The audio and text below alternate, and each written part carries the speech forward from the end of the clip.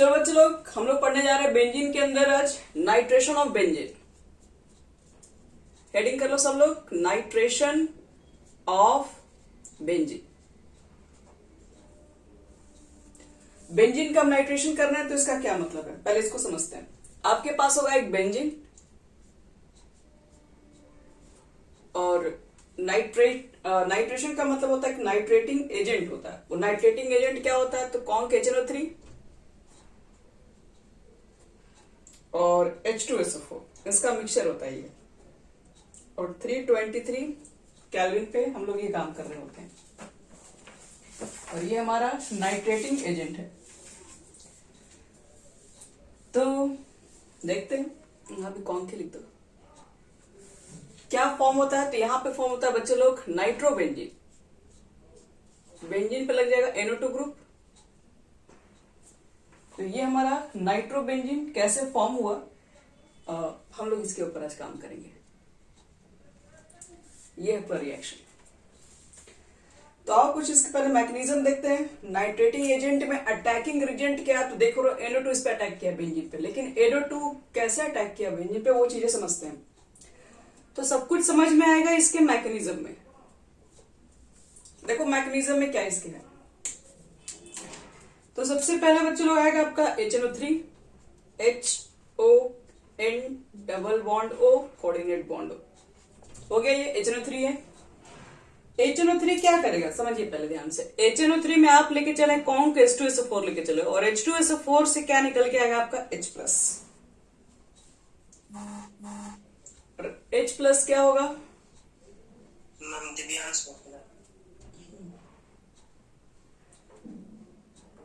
H+ का बच्चे लोग होगा यहाँ पर अटैक। H+ कहाँ अटैक करेगा, तो जहां पर इलेक्ट्रॉन डेंसिटी उसको अच्छा खासा दिखेगा, आएगा H+ H2SO4 से निकल के और अटैक कर देगा यहाँ पर O के पास। देख रहा है O के पास काफी अच्छा लोन पेयर है और जैसे ही यहाँ पर अटैक कर देगा तो क्या होगा, तो यहाँ पर तुम्हारे पास H2O बन जाएगा क्योंकि एक H तो पहले से ही था। हम इसको यहाँ पर बेच दिखा देंगे, लेकिन अब सिंस इसको अपना इलेक्ट्रॉन पेयर शेयर किया तो H के ऑक्सीजन के ऊपर आ जाएगा प्लस चार्ज और ये तुम्हारा है NO2 ग्रुप। ऑक्सीजन के ऊपर प्लस चार्ज क्यों आ गया,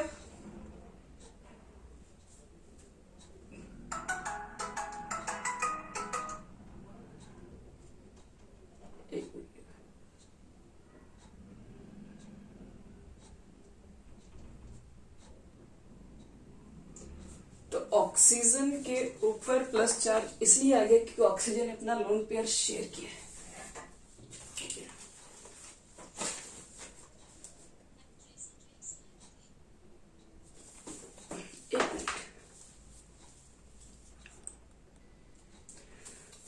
देखो बच्चे लोग, पहले H+ आएगा। H+ कहां का आएगा, H2SO4 से आएगा। H+ आके सीधे ऑक्सीजन पे अटैक कर देगा। अटैक करने के बाद क्या होगा,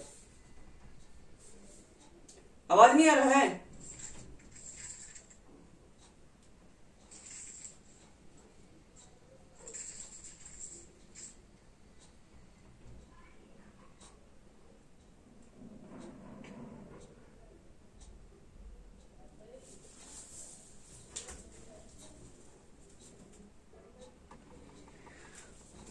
तो देखो रिएक्शन HNO3 का हम लोग कर रहे हैं।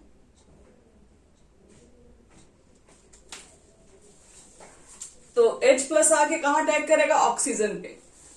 तो अब ऑक्सीजन पे ने इसके लोन पेयर शेयर किया तो इसके ऊपर आ जाएगा पॉजिटिव चार्ज। इलेक्ट्रोनेगेटिव कभी भी अपने ऊपर पॉजिटिव चार्ज को नहीं होल्ड कर सकता, इसलिए क्या करेगा, अब यहाँ पे शेयरिंग इलेक्ट्रॉन को लेके वापस और अपना लोन पेयर फिर से जनरेट करेगा ताकि इसका पॉजिटिव चार्ज खत्म हो सके। इसलिए यहाँ पर जो भी इलेक्ट्रॉन शेयर है ये दोनों इलेक्ट्रॉन ले लेगा अपने पास ताकि इसका पॉजिटिव चार्ज कंप्लीट खत्म हो जाए। तो पॉजिटिव चार्ज तो इसका खत्म हो जाएगा ये लेने से, लेकिन NO2 के ऊपर आ जाएगा प्लस चार्ज। ये दोनों इलेक्ट्रॉन लेके चला गया ऑक्सीजन, तो अपना लोन पेयर को ले लिया वापस, तो ये प्लस चार्ज इसका खत्म हो गया। अब ये प्लस चार्ज आ जाएगा NO2 के प्लस।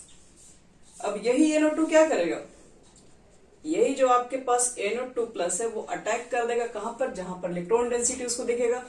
इलेक्ट्रॉन डेंसिटी बेंजीन में काफी होता है, तो वही आपके पास NO2 का अटैक हो जाएगा आपके पास बेंजीन के पास।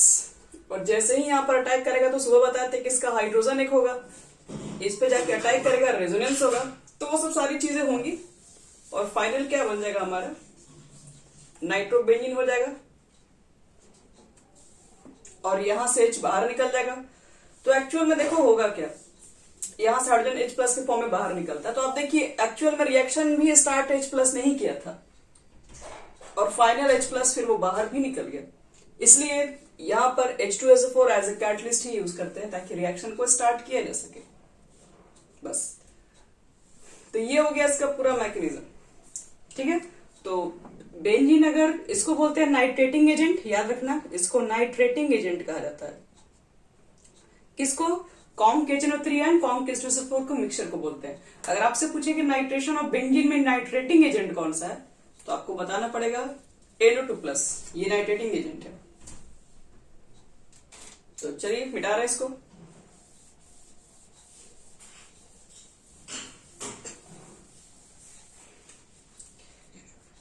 हाँ, NO2+ हम लिखवा भी रहे हैं, इस बात, ये इंपॉर्टेंट बात भी तो है। देखो इंपॉर्टेंट फॉर नाइट्रेशन, ये कुछ लिखो, इंपॉर्टेंट ही लिख दो, इंपॉर्टेंट नोट, इंपॉर्टेंट नोट्स लिखिए। देखो जनरेटिंग, पहला स्टेप में हम लोगों को क्या करना पड़ता है नाइट्रेशन में, generating of NO2+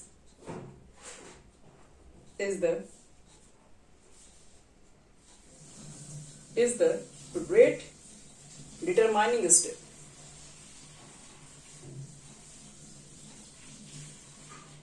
of nitration.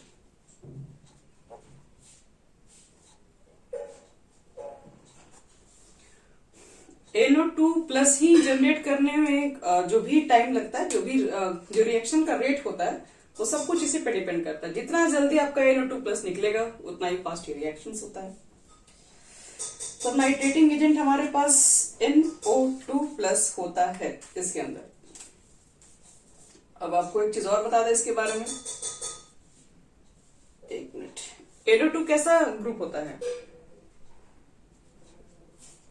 NO2 के बारे में हम लोग जानते हैं, ये इलेक्ट्रॉन विथड्रॉइंग ग्रुप है, इलेक्ट्रॉन विथड्रॉइंग ग्रुप।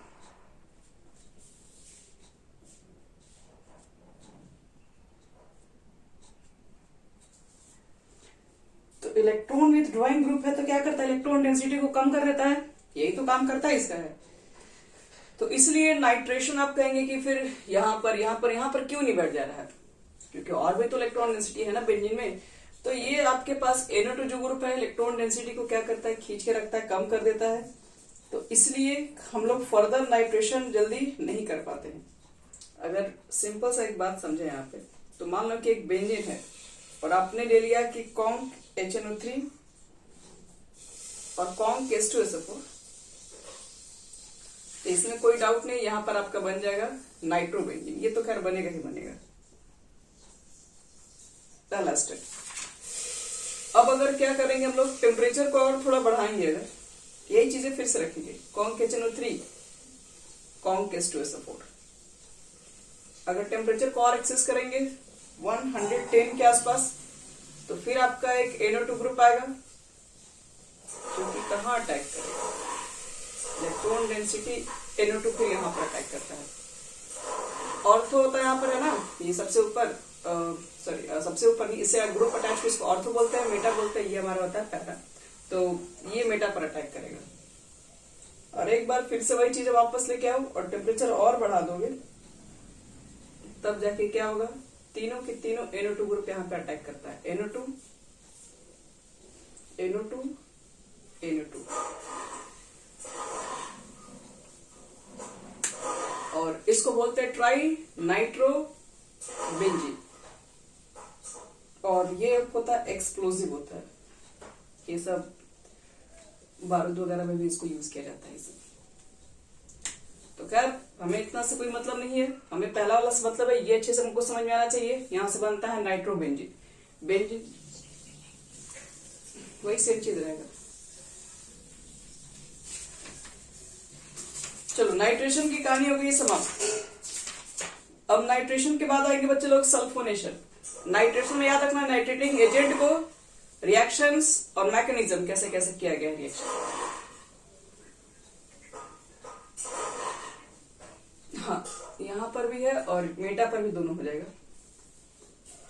ये टेम्परेचर बढ़ाने पर ही रिएक्शन होगा, ऐसे जनरल रिएक्शन शो नहीं करेगा ये, क्योंकि देखो एक NO2 ग्रुप पहले से अटैच है, तो जाहिर सी बात है ना इलेक्ट्रॉन डेंसिटी को तो कम ही कर रहा होगा, बाकी जगह इलेक्ट्रॉन डेंसिटी ऐसे भी कम होगा। तो इसलिए अगर आप और NO2 अटैक इस पर अटैक कराना चाहते हैं तो टेम्परेचर को इंक्रीज करा के करवा सकते हैं वापस। ये एक्सप्लोजिव नेचर का होता है, टेम्परेचर बढ़ा के काम कर रहे हैं, एक्सप्लोजन बढ़ जाता है। फिर देखो बच्चे लोग बेंजीन के अंदर लिखो सल्फोनेशन ऑफ बेंजीन। जैसे नाइट्रेशन था वैसे एक होता है सल्फोनेशन ऑफ बेंजीन। चलो बेंजीन क्या करने जा रहे हैं, सल्फोनेशन। आज फाइनल हो जाएगा।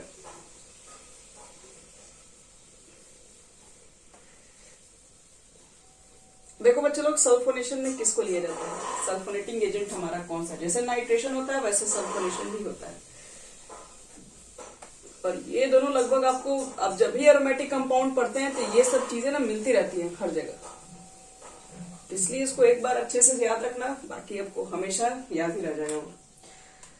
देखो सल्फोनेशन में पहले क्या लेना पड़ेगा, सल्फोनेटिंग एजेंट हमको लेना पड़ता है। जिस तरह से नाइट्रेशन लेना पड़ा था नाइट्रेटिंग एजेंट, सल्फोनेटिंग एजेंट देखो क्या होता है। सबसे पहले यहाँ पे लिखा हुआ मिलेगा कॉन्क H2SO4 और प्लस SO3, ये इसका मिक्सचर होता है, ठीक है। और इस मिक्सचर को हम लोग ओलियम बोलते हैं, H2S2O7 इसको बोलते हैं ओलियम। हो सकता है एक नंबर का MCQ वगैरह पूछ दिया जाए, H2S2O7 ये हमारा होता है ओलियम। तो एक चीज बता दें आपको, बुक में देखोगे कॉन्क H2SO4 लिखा रहेगा, उसमें SO3 नहीं लिखा रहता है। तो SO3 नहीं लिखा तो इसका मतलब ये नहीं कि SO3 उसमें नहीं होता है। एक्चुअल में हम जब बोल दिए कॉन्क H2SO4 तो उसमें SO3 जो रहता है वो डिजोल्व अमाउंट में रहता है, मतलब वो उसी में घुला हुआ रहता है। तो इसलिए बुक वगैरह में सिर्फ आपको इतना ही देखने के लिए मिलेगा। यहां पर सिर्फ क्या लिख देगा, कॉन्क H2SO4 और एक टेम्परेचर मेंशन कर देगा बस, कितना 330 कैलोरी। आप ये देख लीजिए दोनों को ऐड कीजिएगा तो यही मिलेगा। H है 2, S हो गया 2, 4 और 3 7, तो ये दोनों के मिक्सचर को ओलियम ही कहते हैं। और एक्चुअल में जो H2SO4 में जो SO3 होता है वो उसी के अंदर डिजोल्व होता है, इसलिए हमको अलग से दिखाने की जरूरत नहीं, हम ऐसे भी डायरेक्टली लिख सकते हैं। यानी concentrated sulphuric acid containing dissolve sulphur trioxide, dissolve के फॉर्म में रहता है। क्या बनेगा वो ज्यादा मैटर करता है। देखो क्या बनेगा, इसमें बनता है बेंजीन सल्फोनिक एसिड SO3H, यहां से भी वही चीजें बनने वाला आपका है SO3H। एक ही चीज है दोनों, अगर ये दे दें तो कुछ और नहीं बनेगा, दोनों मतलब एक ही चीज होता है। बेंजीन सल्फोनिक एसिड नाम लिख सकते हो उसके बगल में, और प्लस में बाहर निकलता है आपका H2O।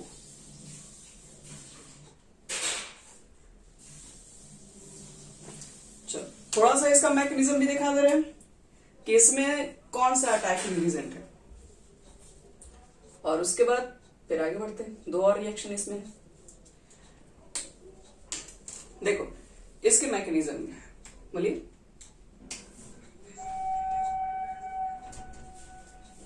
हाँ वो कहीं भी लगाओ कोई फर्क नहीं पड़ता ना, कहीं भी लगाओ तो एक ही नंबर पे। अब उसके रिस्पेक्ट में ये औरतों का अलग है, ये इस रिस्पेक्ट में कहीं रखो, उससे कोई फर्क नहीं पड़ता। तो आओ बच्चे लोग पहले तो समझते हैं इसके मैकेनिज्म में अटैकिंग रीजेंट कौन सा है। तो लिख लीजिए पहले एक लाइन, द अटैकिंग रीजेंट, ये attacking electrophile, electrophilic substitution reaction तो लोग पढ़ रहे हैं। अटैकिंग इलेक्ट्रोफाइल कौन सा है, in the sulphonation of benzene is SO3।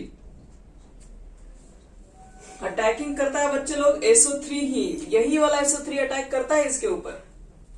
Conc H2SO4 लिखा हुआ, लेकिन अटैकिंग रीजन जब आएगा MCQ में तो SO3 पर ही टिक मारना होगा। अब देखो कैसे होता है ये अटैकिंग, पूरा आपको कहानी दिखा रहे हैं मैकेनिज्म से। आपके पास होगा बेंजीन, नो डाउट, और हमें ऑलरेडी पता है कि अटैकिंग रिएजेंट SO3 ही है। SO3 क्यों अटैकिंग रिएजेंट है? देखिए, अटैकिंग इलेक्ट्रोफाइल है। इलेक्ट्रोफाइल क्यों है? एक सल्फर के पास इतने सारे ऑक्सीजन है, तो तुमको क्या लग रहा है, सल्फर एक तीन ऑक्सीजन इसके साथ अटैच करोगे तो सल्फर एक इलेक्ट्रोफाइल बन जाएगा कि नहीं? ये भी ऑक्सीजन इलेक्ट्रॉन ले रहा है, ये भी ऑक्सीजन इलेक्ट्रॉन इससे ले रहा है, ये भी ऑक्सीजन इससे इलेक्ट्रॉन ले रहा है, तो सल्फर के पास इलेक्ट्रॉन डिफिशियंसी हो ही जाएगी। तो ये क्या करेगा, ये वही अटैक करेगा जहां उसको इलेक्ट्रॉन मिल सके। इलेक्ट्रॉन कहाँ मिलेगा? इलेक्ट्रॉन बेंजीन रिंग के पास मिलेगा, तो ये जाके, एक हम यहाँ पेज दिखा रहे हैं, यही जाके यहाँ पर पहला अटैक कर देगा। कर दीजिए। करने के बाद आपको क्या बताया, रेजोनेंस बताया ना इसमें। देखो, ये आके अटैक करेगा तो ये तो चेज के ऊपर आ जाएगा प्लस चार्ज, और ये क्या करेगा कि अपना बॉन्ड तोड़ के जाएगा किससे, इलेक्ट्रॉन उसको शेयर कर सके, करेगा शेयर, नो डाउट। लेकिन आप बताइए, क्या सल्फर 7 बॉन्ड बना सकता है? 7 बॉन्ड हो गया ना। सल्फर की वैलेंसी मैक्सिमम तो 6 ही हो सकती है ना, उसके आउटर मोस्ट में 6 है, तो 6 इलेक्ट्रॉन, 7 नहीं बना सकता ये। हाँ, लेकिन हम लोग यहाँ पर क्या किए, 2 इलेक्ट्रॉन्स लाके इसके साथ शेयर किए हैं, तो दोनों इलेक्ट्रॉन इसके साथ लाके शेयर किए हो, तो सल्फर कितना भी अपना कोवैलेंसी को बढ़ाएगा तो मैक्सिमम 6 से ऊपर इसकी कोवैलेंसी कभी नहीं जा सकती। और ये कोऑर्डिनेट बॉन्ड नहीं है, ये बॉन्ड ही है। तो हम लोग क्या करते हैं, यहाँ पर SO3 यहाँ पर एक सल्फर बॉन्ड तोड़ लेता है ऑक्सीजन के साथ, याद रखना यहाँ पे।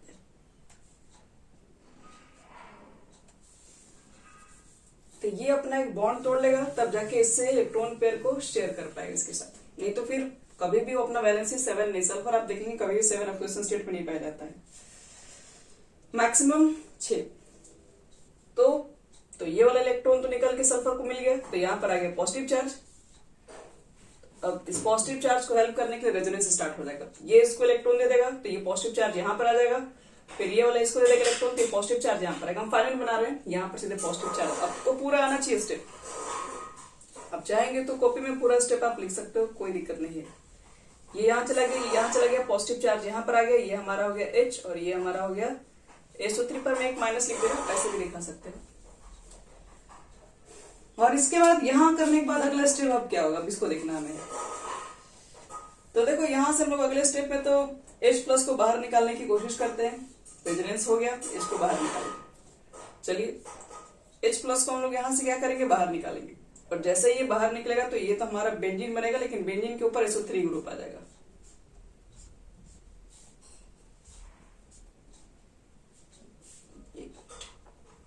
यहाँ पर है, यहाँ पर है, यहाँ पर है, और ये SO3 के ऊपर एक माइनस है, SO3 के बच्चे ऊपर एक माइनस है, और आपके पास क्या है, H2SO4 भी है। अब रोल किसका आ जाएगा, H2SO4 का। ध्यान रखिएगा, इसमें H2SO4 भी H+ और HSO4- के फॉर्म में रहता है। H2SO4H हम पहला स्टेप चाहेंगे तो लिख सकते थे यहाँ पर कि H2SO4 पहले क्या होगा, ब्रेक होगा। किसमें ब्रेक होगा, तो H+ और HSO4- में ब्रेक हो जाएगा। तो ये H+ जो बाहर निकलेगा वही HSO4 ले लेता है, ठीक है, और ये वापस H2SO4 में कन्वर्ट हो जाता है, याद रखिएगा इसमें। यहाँ से ये जैसे बाहर निकलेगा तो क्या करेगा, यहाँ देखेगा कि लोन पेयर इसके पास से चले जाएगा, इसके पास H2SO4 बना देगा। ये SO3- क्या करेगा, अब SO3- अपने ऊपर माइनस चार्ज को हटाने के लिए इसका H+ यूज करेगा, क्योंकि ये भी एक इलेक्ट्रोफाइल की तरह है, और ऑक्सीजन के पास यहाँ पे लोन पेयर दिख रहा है, जाके यहाँ पर अटैक कर देगा, और क्या बन जाएगा, SO3, और यहाँ पे आ जाएगा तो H बन जाएगा। तो आप लास्ट स्टेप में दिखा सकते हो। अगले स्टेप में क्या हो जाएगा तुम्हारा, SO3- है, H+ को अटैक कर लेगा, H+ इसके पास चला जाएगा, और बेंजीन सल्फोनिक एसिड आपका फाइनल बन जाएगा। तो देखो, तो ध्यान से, H2SO4 जैसा था वैसा ही रह गया, इसमें तो H2SO4 का कोई काम भी नहीं हुआ। तो इसलिए बोलते हैं H2SO4 सिर्फ रिएक्शन को कराने के लिए लिया जाता है, H2SO4 का कोई एक्चुअल में प्रोडक्ट इसमें नहीं बनता, काम होता है मेन SO3 का ही उसके अंदर। तो ये हो गया हमारा reactions, benzene sulphonic acids form हो गया। याद रखना, सल्फोनेटिंग एजेंट में आपके पास कौन कौन सा होता है, H2SO4 गिटार में, और समझा भी दे रहे हैं इस चीज को।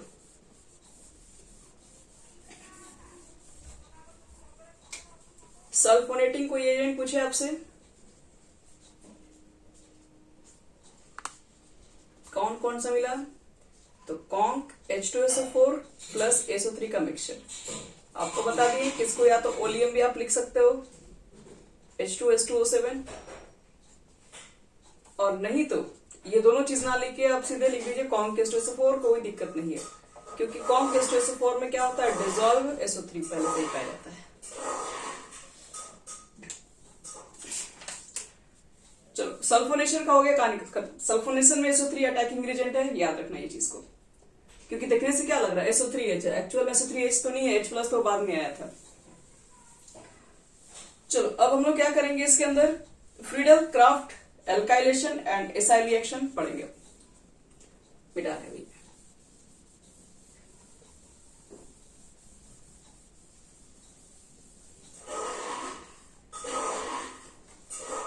लिखो एडी।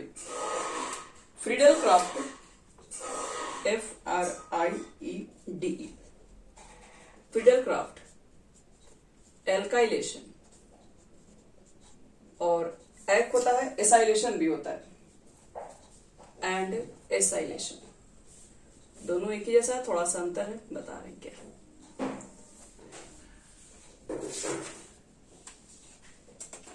और इसके बाद हमारा रिएक्शन अप्रॉक्स खत्म हो गया।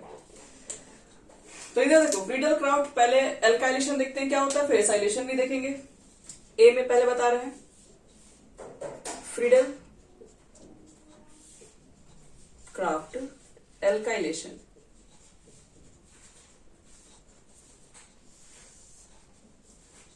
देखो बच्चे क्या होता है ये, तो तुम्हारे पास रहेगा एक बेंजीन, हमारे पास होगा एक बेंजीन,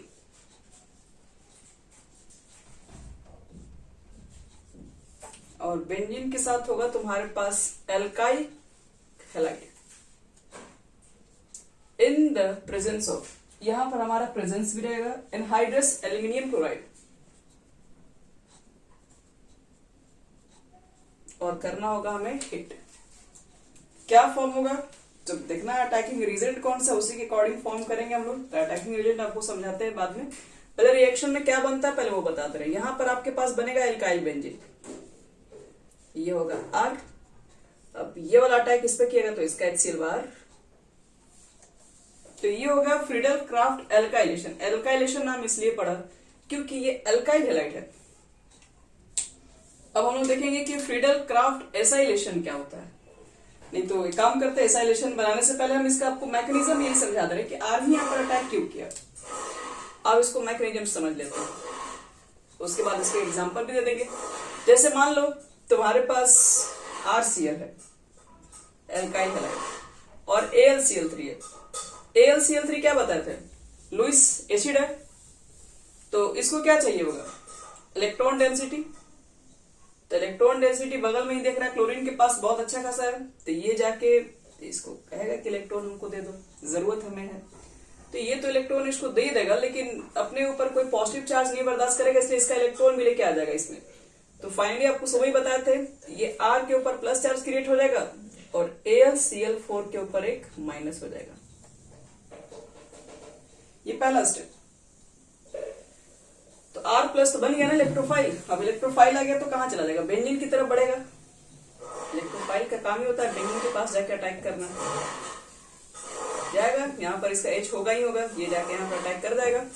जैसे अटैक करेगा तो फिर ये बॉन्ड टूटेगा और यहाँ प्लस चार्ज आएगा, ऐसे घूम के पूरा फाइनल आप जान ही रहे हैं, क्योंकि पीछे वाला ही सारा रिएक्शन चल रहा है।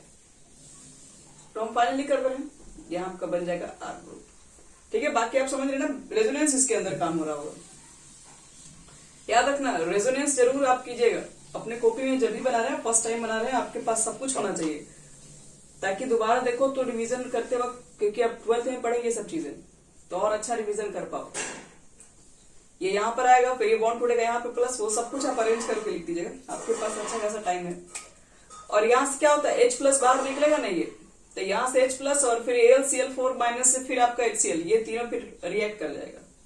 AlCl3 जो माइनस आपके पास है, वो क्या करेगा, H+ को लेके चला जाएगा अपने पास, और H+ से वो फिर बाहर क्या निकाल देगा, HCl निकाल देगा और AlCl3। तो वही फिर से वापस HCl बन गया और AlCl3 जैसा था वैसा फिर वापस क्रिएट हुई। तो ये हमारा था फ्रीडल क्राफ्ट एल्काइलेशन। नाम इसलिए एल्काइलेशन है क्योंकि ये एल्काइल हैलाइड से रिएक्शन हुआ है। अगर हम यहाँ इसमें एग्जाम्पल अगर देखें, आर की जगह पर अगर हम कुछ पुट करना चाहें, आर की जगह पर आप देखिए CH3Cl और यहां लिख दो एनहाइड्रस AlCl3, क्या बन जाएगा इसमें? यहां पर CH3 लगा दोगे, टॉलिन, ये मिथाइल बेंजीन और प्लस HCl बाहर।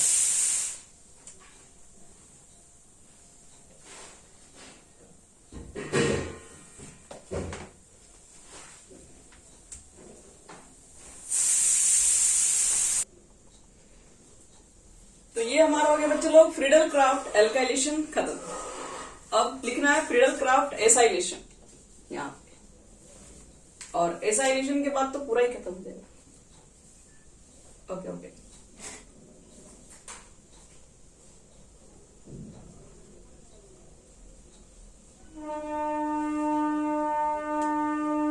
एसाइलेशन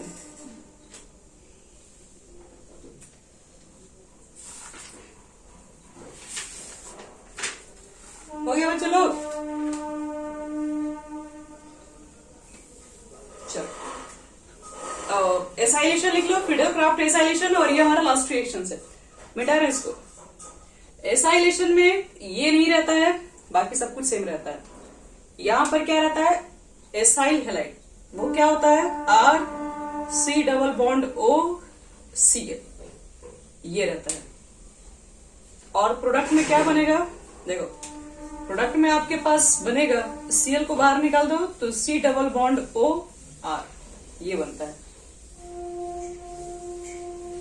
बाहर क्या निकलेगा? बाहर अभी भी HCl ही निकलेगा। यहां पर फॉर्मूला चेंज करो, प्लस लिखो, यहां पे CH3CO Cl लिखो, एनहाइड्रस एल्यूमिनियम क्लोराइड रहेगा। यहां चीजें चेंज होंगी। क्या चेंज होगा? तो बेंजीन तो आपका रहेगा ही रहेगा, बेंजीन के साथ CO CH3 ग्रुप आ जाएगा और प्लस HCl होगा। इसका भी कर लेते हैं हम लोग मैकेनिज्म, उसके बाद सारा चीजें खत्म। उसके बाद एक बार शॉर्ट रिवीजन कर लेंगे क्या क्या हम लोग आज केमिकल प्रॉपर्टीज पढ़े इसमें। मिटा रहे बच्चों इसको, ताकि मैकेनिज्म कर सके हम लोग यहाँ पे। चलो यहां देखो सब लोग ध्यान से देखिए, मैकेनिज्म धीरे धीरे आप लोगों को भी आइडिया मिल गया होगा। यहां पर आपके पास क्या है? साइल हैलाइड आएगा और बगल में है एल्यूमिनियम क्लोराइड, लुईस एसिड। इसको चाहिए इलेक्ट्रॉन्स, बगल में ही है क्लोरीन, अटैक किया जा सकता है यहाँ पर। और फाइनल क्या बनेगा? पहला स्टेप में R होगा, C≡O होगा और इसके ऊपर आ जाएगा एक पॉजिटिव चार्ज, और AlCl4 के ऊपर एक माइनस चार्ज होगा।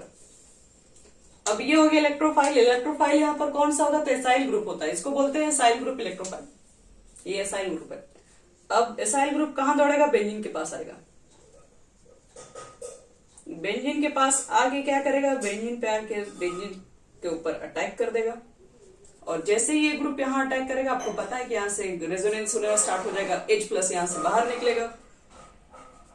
तो फाइनल क्या बनेगा? हम डायरेक्ट फाइनल ही लिख रहे हैं। यहाँ पर आपका ग्रुप आ जाएगा C≡OR और प्लस क्या निकलेगा? HCl, और AlCl3 तो बाहर निकल ही जाएगा, तो AlCl3 कैटलिस्ट के फॉर्म में काम कर रहा है।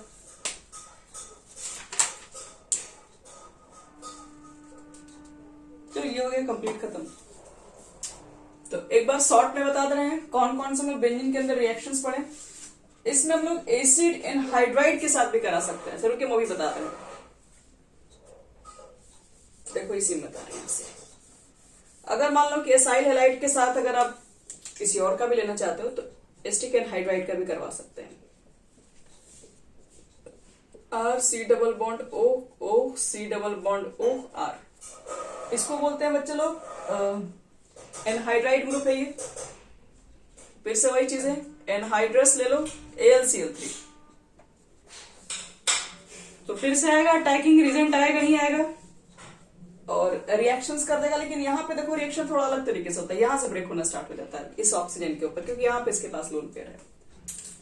तो यहाँ पर जैसे ब्रेक होगा तो यहाँ से बॉन्ड टूटेगा और यहाँ से भी टूटेगा। यहाँ से जो टूटेगा वो बेंजीन में ऐड होगा। तो देखो हम डायरेक्ट रिएक्शन बता रहे हैं विदाउट मैकेनिज्म। यहाँ से बच्चे लोग बॉन्ड टूटेगा तो ये वाले ग्रुप को क्या करना पड़ेगा, आपको इसमें ऐड करना पड़ेगा। ऐड करोगे तो एक मिनट, ये तो खैर बाहर निकल जाएगा, तो सी डबल यहाँ पर प्लस चार्ज आ जाएगा, सी डबल बॉन्ड और आर बन जाएगा। यहाँ पर लोन पेयर देगा तो यहाँ से बॉन्ड तोड़ लेगा ना, यहाँ पे चला जाएगा इसके साथ, तो ये वाला बॉन्ड, हाँ बोलो,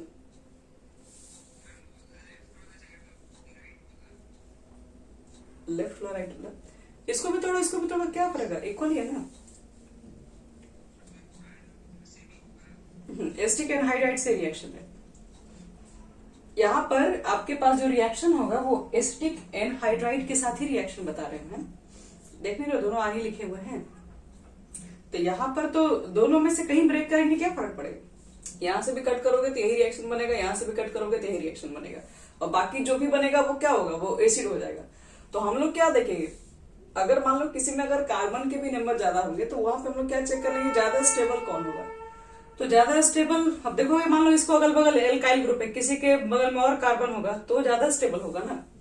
तो अटैकिंग एजेंट हमको देखना है पावरफुल कौन सा है, तो पावरफुल जो होगा वो इजिली जाके बेंजीन पे अटैक करेगा। तो देख लेना कि जिसके अगल बगल कार्बन कम है, क्योंकि जितने कम कार्बन होंगे उतने कम इलेक्ट्रॉन मिलेगा, तो उतने कम इलेक्ट्रॉन मिलेगा तो उतना आसानी से यहाँ पर अटैक कर पाएगा। तो वही चीजें चेक करेंगे। फिलहाल तो हमको वो सब अभी नहीं जानना है, सिंपल सा दोनों तरफ सेम रखना है। और ये दोनों यहाँ पर, यहाँ से कट करो चाहे यहाँ से कट करो, एक ही ग्रुप बनेगा ये वाला। अब मान लो हम यहाँ से अगर इसको बाहर निकालते हैं तो ये चीजें हमारा बच जाएगा, प्लस के इसके ऊपर माइनस आ जाएगा। यहाँ क्या करेगा, यहाँ से भी एक एच निकलता है बाहर और ये एच यहाँ पे अटैक कर देगा तो क्या बन जाएगा,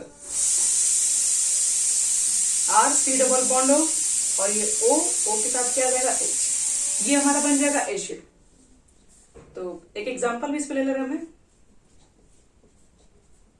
CH3 C डबल बॉन्ड हो, O C डबल बॉन्ड हो, CH3, और ये वापस से यहीं पे लिख दो रिएक्शन, क्या बनेगा।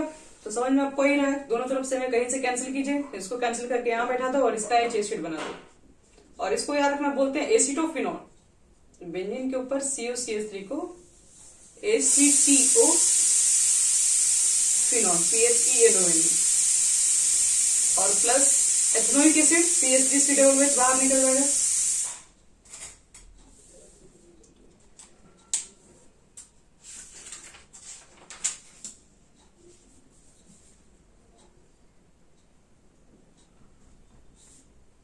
हो गया सबका यहां तक।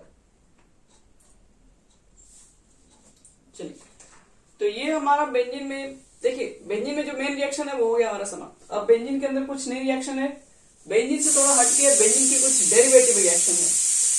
तो पहले हम बेंजीन में बता दें क्या क्या पढ़े, फिर थोड़ी सी डेरिवेटिव, थोड़ी स्पेशल। वो स्पेशल शायद एनसीईआरटी में नहीं है तो नहीं भी आ सकता है। तो चलो बेंजीन में हम लोग किससे किससे केमिकल प्रॉपर्टीज क्या क्या पढ़े, किससे किससे रिएक्शन कराए, जो सुबह से लेके अभी तक है पूरा पूछा जाएगा। तो केमिकल प्रॉपर्टीज हम लोगों ने बेंजीन के अंदर किससे किससे रिएक्शन कराया, यहां बेंजीन बना लो। चलो पहला रिएक्शन किसके साथ कराए थे, हाइड्रोजनेशन H2 के साथ कराते हैं। पहला रिएक्शन हमारा यही था बच्चे लोग, सब लोग।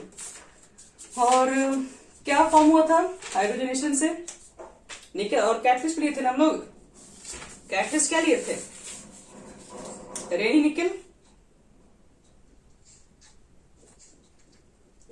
और हाइड्रोजन कहाँ बैठता है, जहां डबल बॉन्ड होता है। डबल बॉन्ड आपके पास यहाँ यहाँ यहाँ, तो यहाँ यहाँ बैठेगा, यहाँ यहाँ बैठेगा, मतलब टोटल 6 हाइड्रोजन आपका लगने वाला है। और क्या बन जाएगा, साइक्लो कंपाउंड बन जाएगा बेंजीन से। चलो दूसरा रिएक्शन बताओ, अगर इसको हम Cl2 से रिएक्शन कराएं इन द प्रेजेंस ऑफ सनलाइट, क्या बनता था, बताया था फेमस कंपाउंड होता है ये 1Cl। इसको क्या बताते हैं, इसका एक और नाम था गैमेक्सिन। ये साइक्लो कंपाउंड है, ये साइक्लो क्या बोलते हैं, हेक्सेन हो जाएगा। और रे ही निकल पाउडर होता है। थर्ड देखो बच्चे लोग, थर्ड क्या है, ओजोन से रिएक्शन कराते लग रहा है। तो ओजोनलिसिस में क्या बना था, HOH था और Zn था, 3 मॉलिक्यूल CHO। ये थर्ड रिएक्शन हो गया। फोर देखो किससे करा है,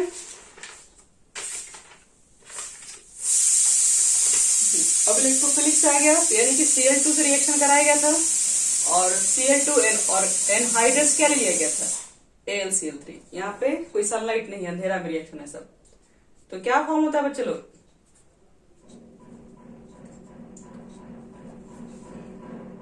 और ये हम ब्रोमोबेंजीन बना सकते हैं, लेकिन ब्रोमोबेंजीन के केस में क्या लिखना पड़ता है, FeBr3, और ये हमारा बन जाता है ब्रोमोबेंजीन। और आयोडीनेशन भी बताए थे, आयोडीनेशन में क्या करना पड़ता है, यहाँ पर कोई रीजेंट की जरूरत नहीं है, हाँ, और आपको बस HiO3 डालना पड़ता है, ताकि जो प्रोडक्ट साइड में जो आपके पास जो HI आएगा वो एक स्ट्रॉन्ग रिड्यूसिंग एजेंट है, उसको रिड्यूस कर सके। और ये हमारा आयोडोबेंजीन बनता है, इधर ही बना दे, हर जगह नहीं है। चलो इसके बाद हम लोग किसका रिएक्शन पढ़े थे, आज पढ़े हैं नाइट्रेशन। नाइट्रेशन में क्या नाइट्रेटिंग एजेंट क्या होता है, कॉन्क HNO3 कॉन्क H2SO4। क्या फॉर्म होता है बोलो इसमें, बेंजीन के नाइट्रोबेंजीन। चलो नेक्स्ट रिएक्शन बताओ, 6 हो गया, 7 हो गया, ये 8 बताओ। सल्फोनेटिंग एजेंट बोलिए, कौन, H, तो वो छोड़ देंगे, ये बताया था ना, ये हो जाता है, क्या बनेगा बोलो इसमें, SO3H यानी बेंजीन सल्फोनिक एसिड। यही था हमारे पास। और इसके बाद अभी और 2 रिएक्शन था ना, फ्रीडल क्राफ्ट करके। फ्रीडल क्राफ्ट में किसका लिए थे हम लोग, तो फ्रीडल क्राफ्ट में तुम्हारे पास होता है CH3 Cl और एनहाइड्रस AlCl3। देखो ये चीज लिखना छोड़ दोगे गलत हो जाएगी, किसी वजह से रिएक्शन स्टार्ट हुआ है। इसमें अटैकिंग एजेंट क्या था, CH3 और HCl। इसको फ्रीडल क्राफ्ट रिएक्शन कहते हैं, फ्रीडल क्राफ्ट एल्काइलेशन और फ्रीडल क्राफ्ट एसाइलेशन। तो COCl था, AlCl3 रिएक्शन था, क्या फॉर्म हुआ था, एसिटोफिनोन COCH3। अगर आपके पास पेज है तो आप एक ही लाइन लिख दीजिएगा, क्योंकि देखो एक ही लाइन में आपको एक पेज में सारा रिएक्शन करवा दिए। इसी तरीके से आपको हम बोल रहे थे कि आप बनाइएगा तो आपको ज्यादा फायदा होगा, क्योंकि आप 1-2 बार देखोगे ना, अपने आप लिखोगे तो 100% गारंटी दे रहे हैं कि आपको याद हो जाएगा तुरंत, और बिल्कुल भी आपको रिएक्शन हार्ड नहीं लगेगा। यहाँ पर एसिड बनता था और एक COCH3 बनता था। चलो ये हो गया हमारा बेंजीन का टोटल रिएक्शंस।